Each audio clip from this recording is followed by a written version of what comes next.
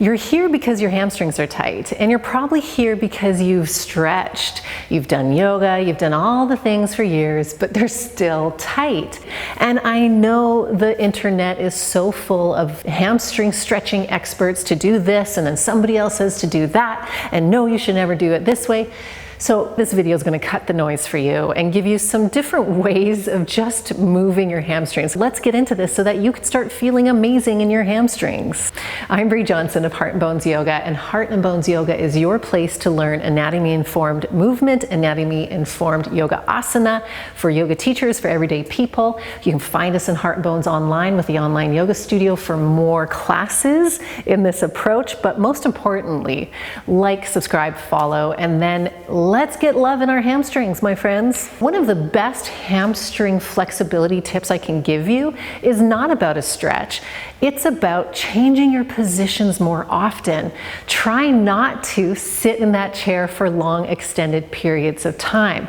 It makes a big difference. Even if you have to be at a job for 8 hours a day, it makes a big difference to set a timer every half an hour, 45 minutes, maybe once an hour, whatever works for you, to get up off that chair and even just simply walk. Even if you don't necessarily do a stretch, changing the leg position, getting out of this hip flexion, knee flexion, and into a little bit of extension through walking, standing, and then maybe some stretches is actually what's going to help your hamstrings in the long term. So now, that being said, what are we going to do? How can we stretch and give the love to our hamstrings? It's not like when you stretch your hamstrings that nothing else is getting stretched. It's not like when you move that you're only doing the hamstrings. We have to move everything to support everything. So one of the first things I like to do for hamstring love and attention is coming into a little bit of a half forward bend and actually just getting my hip joints and all legs moving rather than just going into straight static stretching. Static stretching would be something like this, kind of your classic hamstring stretch. I like to get my nervous system to join the party so by moving my whole body. So I really like doing this little side to side stretch movement. I can show it from the front here for us just in case you want to see more clearly. My feet are nice and wide and I just go like this. I'm bending one knee, bending the other knee. You're allowing your inner thighs to feel a little bit of awakened. You're allowing the back of the legs, hip joints. So this is one of your really wonderful stretches you can do in your little stretch break during the day. Okay, so now that we've sort of woken up our body, our hips and our legs, your hamstrings are probably already feeling a little bit happier.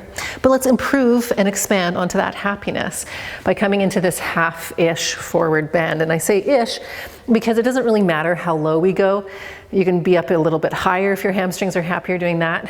Just find a little bit of a bend. Now we could do your classic sort of forward bend. If you've gone to a yoga class, you might be familiar with doing a forward bend like this, maybe holding the arms and elbows. That's fine. That has benefit. I actually feel like all movements have benefit. I'm not somebody who's like, never do this, only do that. Moving in a variety of ways more often makes a huge difference. But what makes an even huger difference is to refine that forward bend movement with one of my most favorite go-to cues ever that applies to so many things. I call it an action cue. And this cue is designed to kick on your backside. So I'm going to talk us through it. Let's do it together. You're in that forward bend, and I invite you to have your knees bent. And then notice that you're probably shifting your weight forward into your toes. So instead, shift your weight back over your heels. And immediately that starts to kick on your backside so that when you come into this hamstring stretchiness, we're going to activate the hamstrings in the stretch. So keep pressing down, so feel the weight pressing down into the floor. Feel like you're pushing the floor away from you without straightening the knees first. So we're going to hold this here. Keep feeling like you're pushing the feet into the floor like you're pressing into a gas pedal. Keep that work, and instead of thinking about straightening the knees, think about that downward movement of the feet and then a backward movement of your thighs. Feel like your thighs are moving to the wall behind you while you press your feet down. Let's try that again. Keep pressing your feet through the floor. Do not lose that action. Press the feet into the floor and move your thighs to the wall behind you at the same time. Your knees will straighten-ish. We're not looking to fully straighten them, but we're trying to create a contraction. We're trying to create, I like to call it an activation in the back of the legs.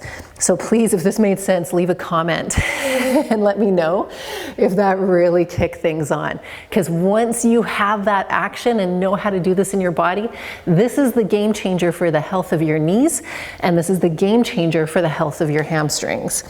Oh, I hope that made sense. Because like I said, this is a game changer, so let me know in the comments. That's phase one of sort of waking up and activating the hamstrings. So instead of just a passive stretch, which we're going to actually head to in a moment, first we want to get the nervous system, your brain involved in knowing what it means to have the backside of your legs activated. So let's add on to this in a fun way. Now, again, you're in that little position, the knees are bent, and you're gently pressing the floor away from you with the feet, downward movement, simultaneously backward movement of the thighs. Feel your posterior chain kicked on, and then we're going to shift the weight over to the right, shift the weight over to the left, without losing the work in the legs, okay? So you really still feel that activation. The hamstrings probably feel a lot, and your glutes probably feel a lot. But now as we shift from side to side, let's start to bring one foot off at a time. So you can bend if you want to try as you shift to one side. Keep the weight over your heel, so you shift your hips back behind you. Keep the knee, press your foot down, press your thigh back. Stand on one leg. Ho, ho, ho, hello. Then bring your other foot down. Shift the hips back so you feel more weight in your heel. And then keep pressing down through that standing foot. Thigh bone moves back to the wall behind you. Hold. And then a couple more times on each side. And you feel like you're lengthening your hamstrings through the action of pushing down through the foot, back through the thigh. And then to the other leg, press down through the foot, back through the thigh. And then just simply being on one leg helps to wake things up and add a little bit of a different load. And then lower both feet, come back up by pressing your feet through the floor, hinging back up. So hello, activated backside. And so you're going to take your stool or your chair or whatever you've got, and you're going to place one leg onto it. Now again, typically we sort of do these hamstring stretches like, oh, my hamstrings are tight, let me just do this movement. But I always like to keep that little bit of activation, and especially if you are a hypermobile person, this is key to keep those hamstrings very happy. Just as we were pressing the feet into the floor, like pushing the floor away from us, now we're going to push the heel into the whatever we're sitting on or whatever you've got the foot on. You're going to push the heel gently down. You don't have to push as hard as you did with the foot in the last version, but now you're going to keep gently pressing the heel and then start to pull your thigh back to the wall behind you while you keep pressing the heel down. This is meaning that we're not straightening the leg completely here, and especially if you find that when you do a stretch and your back of the knee hurts, this is going to be especially helpful for you. So start with the knee a little bit bent and then keep gently pressing the heel into the support that you've got. Move your thigh to the wall behind you while pressing down. This is trying to create that same sense of activation in a lengthened position. You can add, if you even need to, a little bit of a pelvic tilt. That means that your pelvis is going to hinge forward. Most of us are probably going to be fine upright more because this will create a lot of work. Let's keep breathing. And then come out. Ha, nice. Switching sides.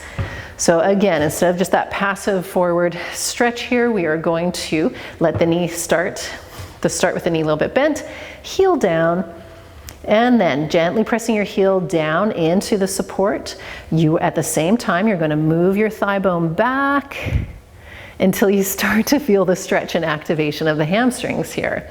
Again, the goal is absolutely not trying to get the knee totally straight. The goal is not trying to get your head to the knee at all. So you choose what feels good for you. If you want a little bit more of that hinge in the pelvis, but don't lose the work of gently pressing the heel into the support while moving your thigh bone down and back. So when I do that, I can actually you know, I'm just kind of tilting I have so much activation in my leg that I'm even almost tilting my support like this. That's how much my legs are working. And then coming out of that, we're going to repeat and we're going to add a little something else. Because remember at the beginning I said, you want your hip flexors to be happy, hip joints to be happy as well when we do this. So let's come into some rotation of the hip joint. So you're standing here, your foot is flexed, and you're rotating over your heel so that you're internally rotating, externally rotating.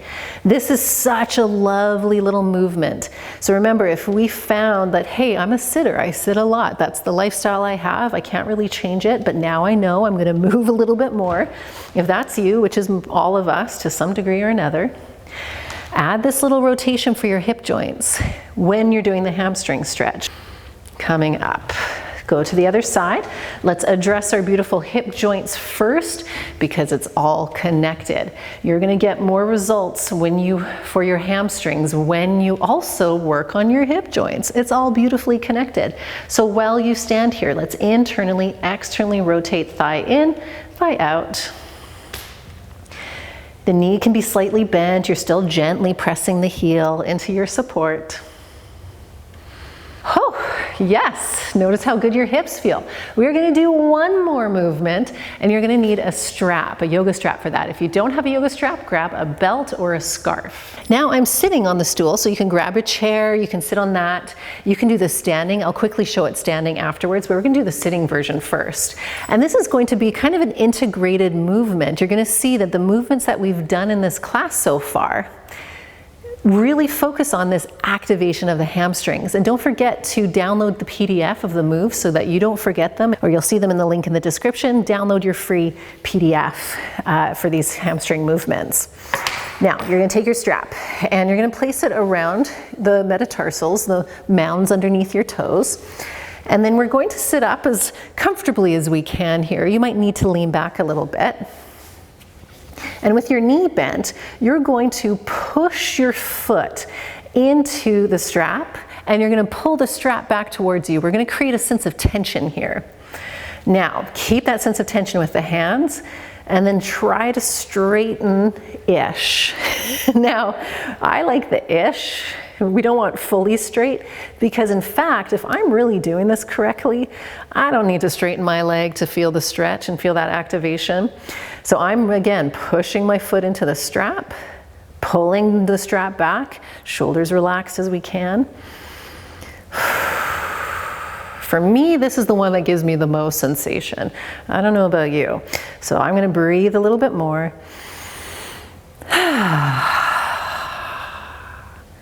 And then release.